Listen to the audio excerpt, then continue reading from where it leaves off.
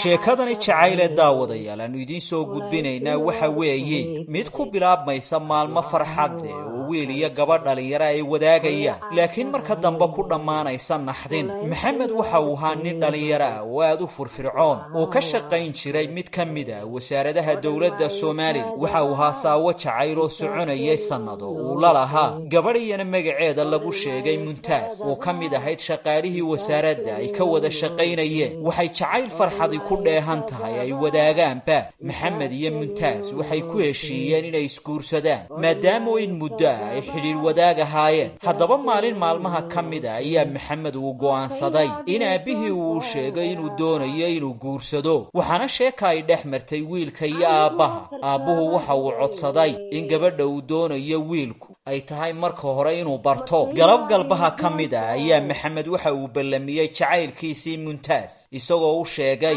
in aabihii ay la kulmi doonto. ugu dambaynna waxay saddexdooduba isugu yimaadeen goob hoteela. saddexduna waxay qaateen waqti qurux badan. iyadoo sheekadu ay u marayso meel fiican ayaa maxamed waxa ku soo dhacay telefoon, waxaana loo sheegay in degdeg loo doonayo. kadibna inta uu ku soo noqday aabihii iyo Muntaas ayaa waxa uu sheegay inuu soo laaban doono, iyagana ay tahay in sheekada ay sii wataan. Soomaalidu waxay ku mahmahdaa rag damac iyo dacar midna kama dhammaadeen. odaygii aabbaha ahaa ayaa waxa galay damac, waxaana uu hungureeyay inantii inankiisu uu doonayo inuu guursado. odaygu waxa uu kolba sheeka gabadha u mariyo. ugu dambayn waxa uu hordhigay in isaga laftiisu uu rabo inuu guursado gabadhani yar, waxaana uu ku qanciyey inuu yahay nin weyn oo dhaqan kara gabadhani halka wiilkiisuna uu ka yahay weli carruur. aabbuhu waxa uu mar walba gabadha uu tusayey hantida uu haysto iyo sida gabadhani ay u anfici doonto. ugu dambayn Muntaas waxay ku qanacday dalabkii ka yimi aabbaha,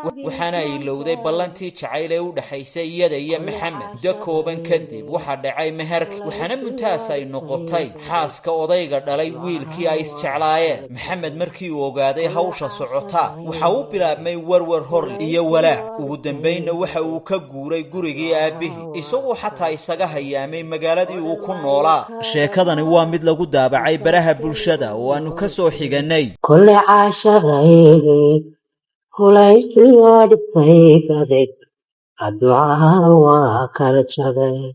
kulli caashaqaygi hulaysii dhibtay baday adduucaha waa kala jabay.